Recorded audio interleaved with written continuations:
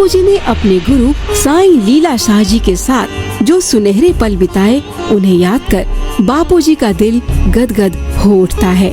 आइए बापूजी के उन सुनहरे पलों का आनंद हम भी लें और जानें कैसे तय होता है आत्म साक्षात्कार दिवस का रास्ता।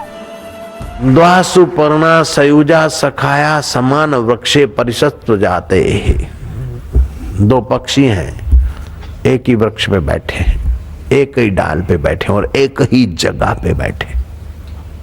एक तो फल के खट्टे मीठे स्वाद का अनुभव कर रहा है, दूसरा देख रहा है। बस ऐसे ही आप सुख दुख का अनुभव कर रहे हैं और परमेश्वर देख रहा है।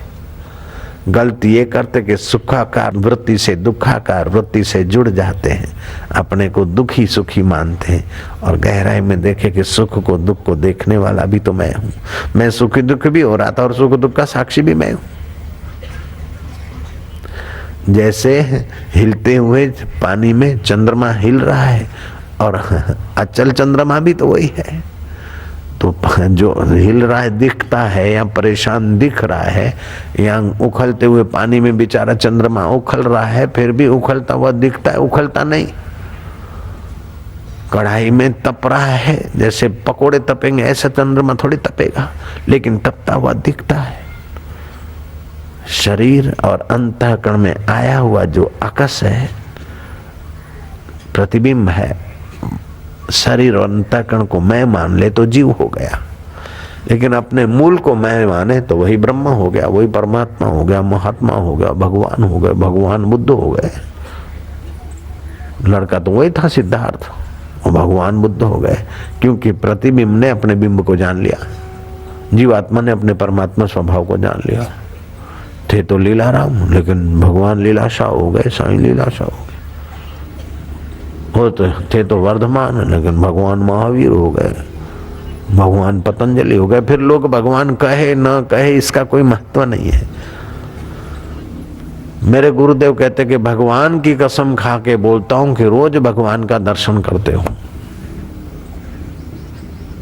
लेकिन यही है जानते नहीं। आप रोज भगवान का दर्शन करते हो, भगवान की कसम खा के बोलता हूं। महापुरुष झूठ क्यों बोलेंगे?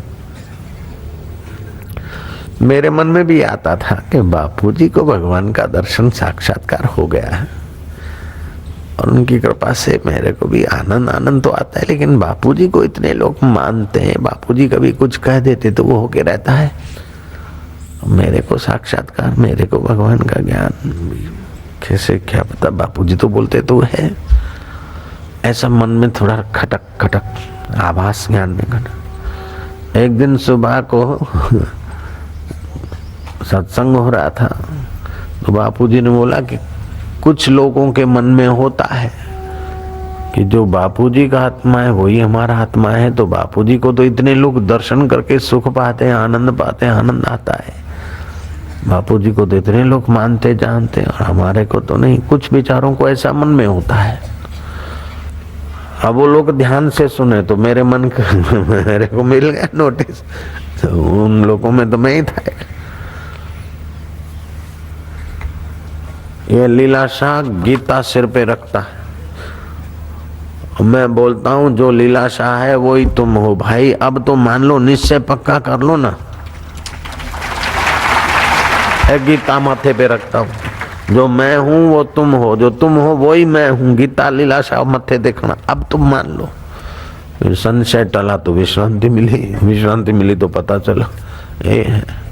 वो जरूरी नहीं कि बहुत लोग माने तभी हुआ, सबका अपना अपना प्रारब्ध है, अपना अपना कार्य क्षेत्र है। आत्मा तो सबका वही का वही, जो विश्रांति पाले निसंशय हो जाए, काम बन जाए।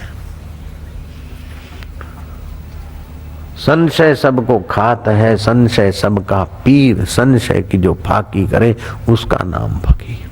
तो बोले भगवान का दर्शन हो जाए तो बाबा जी क्या होता है, कैसा होता है, आत्म साक्षात्कार कैसा होता है? मैं पूछूं कि आप रोटी खाते तो कैसा होता है? बोले महाराज नहीं, स्वाद आता है, भूख मिटती और पुष्टि मिलती, बस ऐसे ही अंतरात्मा का संतोष होता है। भोग नहीं खाने एक बार भूख मिटती है, तृप्ति रहती है अंदर। तो कैसे पता चले कि हमको हो गया है? तो मैं पूछता हूँ कैसे पता चले कि मैंने खाना खा लिया? अरे वो तो अनुभव का विषय है। बोले ये भी अनुभव का विषय है। एक पहुंच गया ऐसा फक्कड़ ब्रह्मचारी, लेकिन था अर्धनास्तिक। बोले महाराज आप सिद्ध पुरुष हैं, पहले भगवान का दर्शन करा लो फिर मैं मानूंगा कि भगवान है। बोले भाई भगवान का दर्शन पहले हो जाए फिर तू मानेगा। तू मान तो धीरे धीरे तेरी वृत्ति भगवताकार बनेगी, तभी तो अनुभव होगा। बोले नहीं महाराज। महाराज ने कहा बेटा ये अनजाना देश है, अमिला पिया है, कभी पिया से मिले नहीं, तभी तो ये भटक रहे हो जन्म मरण में। अनजाना देश है, अमिला पिया है, इसलिए गुरु की बात मान लो। बोले जब लग न देखूं नैन तब लग न मानूं गुरु के बैन।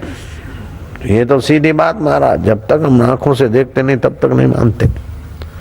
महाराज ने देखा कि अब इसका ऑपरेशन ही इलाज है। महाराज थे जरा मस्त रहे होंगे।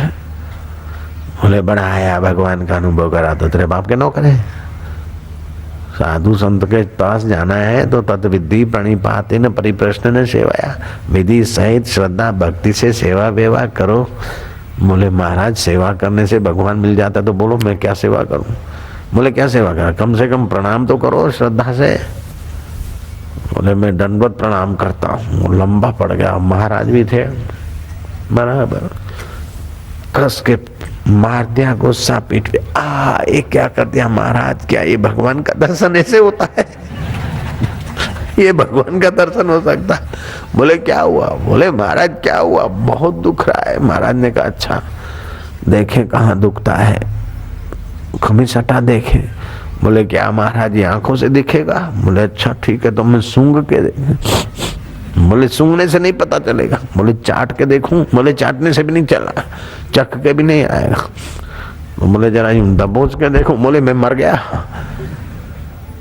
बोले जब तक दिखे नहीं, सूंघने में आवे नहीं, अनुभव में आवे नहीं तो मैं कैसे मानूं कि तेरे को पीड़ा है? बोले महाराज लगी हो तो आपको पता चले, ये तो अनुभव का विषय है।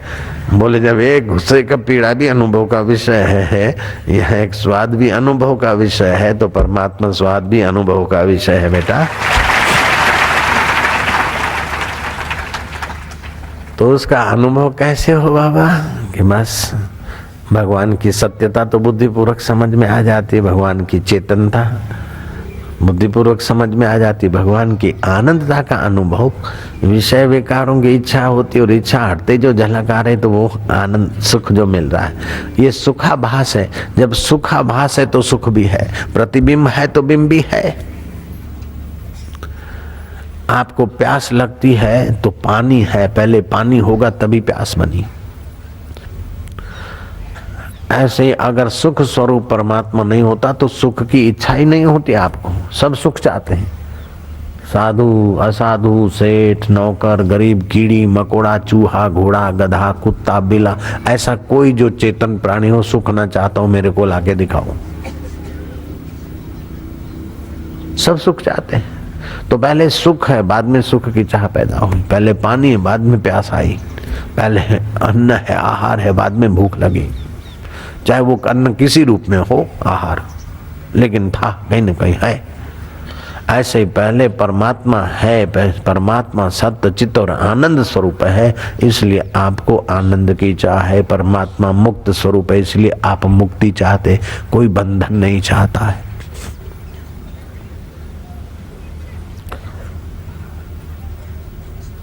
एक पक्षी को पकड़ के तोते को या किसी पक्षी को पिंजरे में डालो तो उस समय तक उस खाने की प्यारी चीज होगी तभी भी वो नहीं खाएगा, बाहर निकलूं फिर लघु ग्रंथि बंधेगी तब वहां टिकेगा, फिर खाएगा जिएगा।